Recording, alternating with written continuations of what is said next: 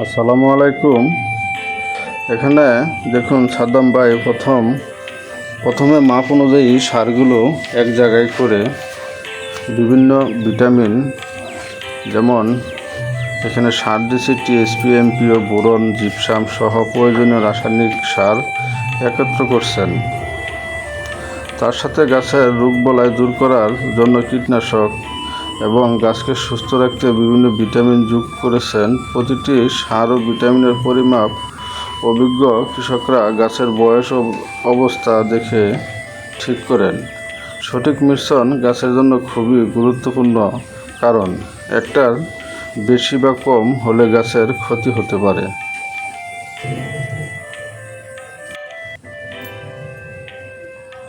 আপনারা দেখছেন এখন তিনি সারগুলো ভালোভাবে মেশাচ্ছেন।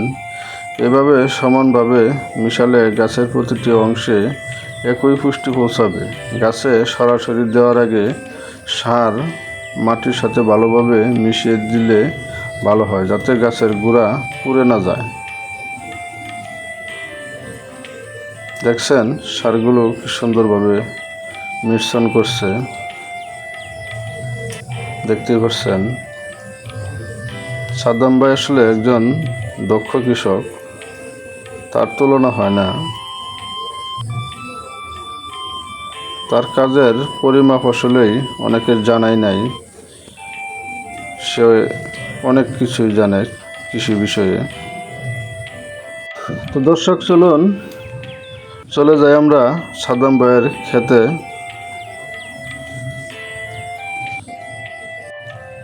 এই তো আমরা চলে এসেছি সাদ্দাম ভাইয়ের পেঁপে ক্ষেতে। আপনারা জানেন পেঁপে গাছের যত্ন নেওয়া খুব জরুরি।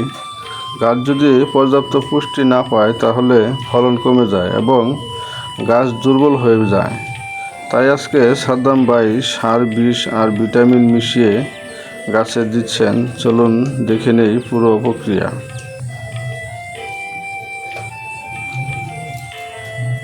দেখছেন সাদ্দাম ভাই প্রতিটা গাছের গোড়ায় নিজ হাতে কি সুন্দরভাবে রিং আকারে সারগুলা দিচ্ছে।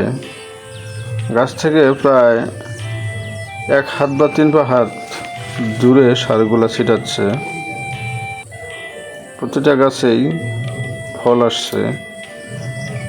কিছু কিছু গাছে যে ফল কম, তারপরেও মাশাআল্লাহ অনেক ফল আসছে। গাছের বয়স এবং গাছ অনুযায়ী ফল তার থেকে বেশি আসছে। এটা কিছুদিন পরে করছিল, এটা সামনে ফল আসার সময়, তাই সে ভিটামিন সহ রাসায়নিক সার একসাথে দিয়ে দিল। এই সারগুলো দিলে পেঁপে গাছের স্বাস্থ্য ভালো থাকবে এবং নতুন জোয়ার আসবে, ফুল ফল বড় হবে। দেখেন কি দ্রুত গতিতে সাদ্দাম ভাই সারগুলো দিচ্ছে।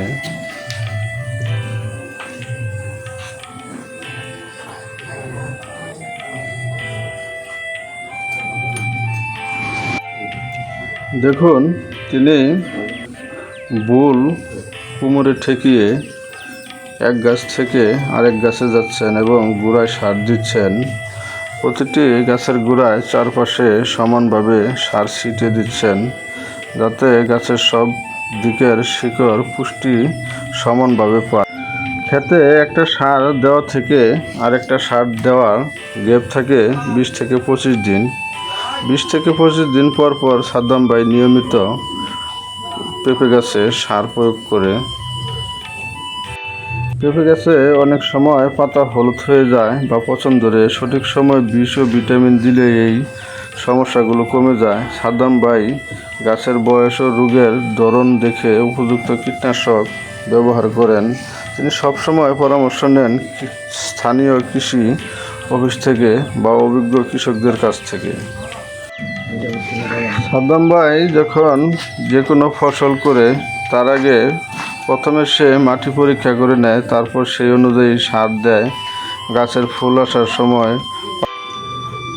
সময় যেন গাছের পুষ্টির ঘাটতি না হয়, তার জন্য সে পরিমাণ মতো সার, ভিটামিন এবং খেতে যাতে খরা না পায় তার জন্য আগে থেকেই পানি সেচ দেওয়ার ব্যবস্থা করে রাখে এবং প্রতিদিনই সে তার ক্ষেত দেখে।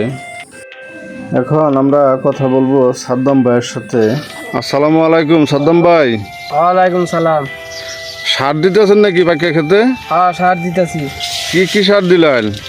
দিলাম ইউরিয়া, পটাশ, মাইটিয়া, মেডিসিন দিলাম কিছু, থিওবিট, ম্যাগনেসিয়াম, জিঙ্ক।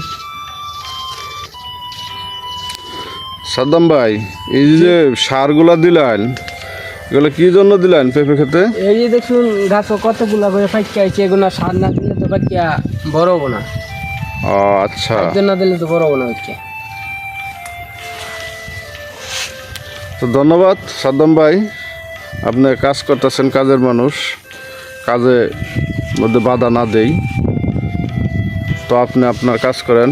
প্রিয় দর্শক, সাদ্দাম ভাইয়ের খেতে আসছিলাম, তো উনি খেতে সার দিতেছে, তারই কিছু চিত্র আপনাদের মাঝে তুলে ধরলাম। তো দর্শক,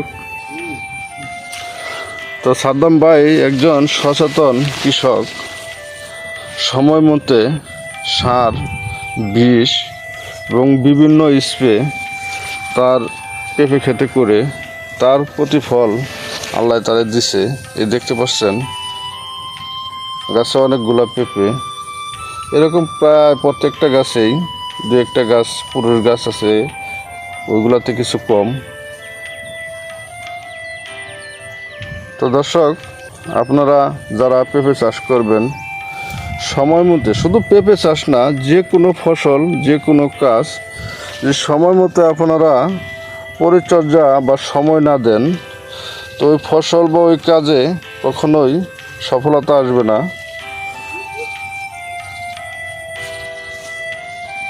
দেখতে পাচ্ছেন প্রত্যেকটা গাছে কি সুন্দর পেঁপে হয়েছে। আর এই যে সার গাছের গোড়ায়, গাছ থেকে 3 পা হাত দূরে ছিটিয়ে দিয়েছে। দর্শক, প্রত্যেকটা গাছে কি সুন্দর ফলন। তো দর্শক, এই ছিল সাদ্দাম ভাইয়ের ক্ষেতের আজকের সার দেওয়ার একটা ভিউ।